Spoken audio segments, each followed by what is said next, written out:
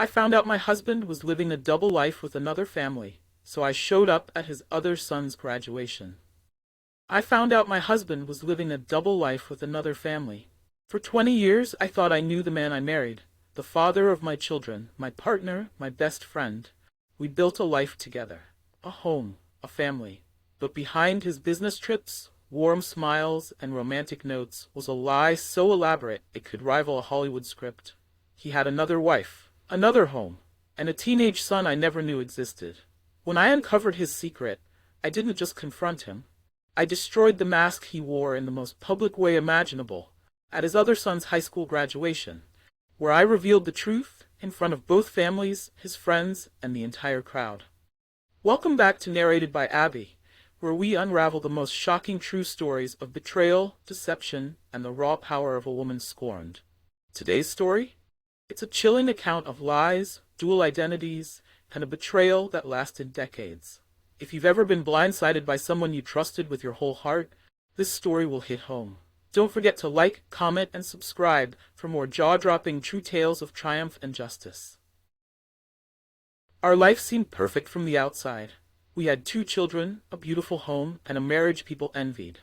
David was successful, charming, the kind of father who coached soccer games and brought roses home from business trips. I believed I was lucky. But then, little things started to feel off. He became possessive of his phone, stepping out to take calls. He missed our daughter's birthday, claiming a last-minute meeting in Atlanta. When he returned, he was distracted, distant even. His hugs didn't feel quite the same. Then, one night, he left his phone on the kitchen counter. It buzzed with a message preview. "Mark's game is at 7. Don't be late this time, love. L."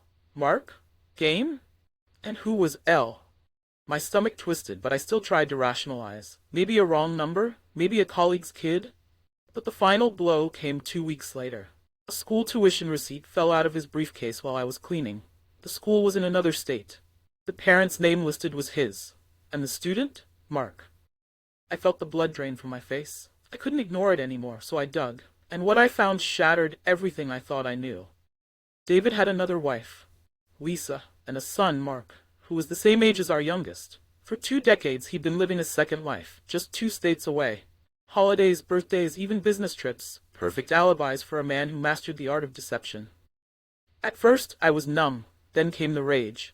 How could he do this? To me, to our children, to 2 families? My first instinct was to scream, confront him, destroy his world. But then, something colder settled in. I wanted him to feel seen, to be exposed for the fraud he truly was, not in private, but publicly, in front of the very people who thought they knew him. While scrolling through Lisa's social media, yes, she had public photos, I found out Mark's high school graduation was coming up. A big event. Open to family and friends. David would be there, no doubt, playing the proud father. That's when I decided, that's where it ends.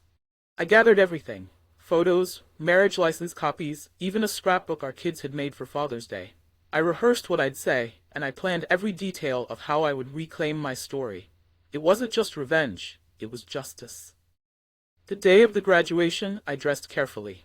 Nothing flashy, just clean, composed, powerful. I wore a silver pendant David had given me on our 10th anniversary, one of the many symbols now turned bitter. I arrived early and sat in the back of the auditorium. Rows of proud parents, laughter, programs being passed around. I scanned the front rows, and there he was. David, sitting next to Lisa, holding her hand. Mark, their son, beaming in his cap and gown. They looked like a Hallmark commercial. I waited. As they called Mark's name and he walked across the stage, applause erupted. David stood up, clapping proudly. That's when I made my move. I walked calmly down the center aisle, heart pounding, hands trembling, but my face steady. In one hand I held a framed wedding photo. In the other, a picture of our kids, his other children. I reached the front, turned to face David, and said, clear as a bell, "Congratulations, Mark, and congratulations, David, on your other son's graduation." The clapping faltered. A few chuckles. Then silence. David's eyes locked on mine. He went pale. Lisa turned, confused. "What is she talking about, David?" I held up the photo. "This man is my husband of 20 years. We have 2 children together. He's been living a double life." Gasps rippled through the crowd. David stumbled forward. "Wait, stop. Let's talk outside." I stepped back. There's nothing left to say, except the truth. Security moved toward me, but I handed them a folder of documentation. I'm not here to disrupt. I'm here to inform. Then I left, calmly, with every eye in the auditorium following me. The fallout was instant. David's lies collapsed in real time. Lisa filed for divorce within weeks. His company, which prided itself on family values, cut ties. Friends vanished. His reputation ruined. The divorce on my end was bitter but clean. The proof was irrefutable. He tried to spin it. He even sent me a letter, claiming I'd blown things out of proportion and hurt Mark for no reason. But the truth, he hurt all of us. The weeks that followed were hard. There were tears, therapy, and long talks with my kids about betrayal and trust. But there was also healing. I started over. I launched a support group for women who had experienced partner deception. I spoke at a local event about rebuilding after betrayal, and it went viral.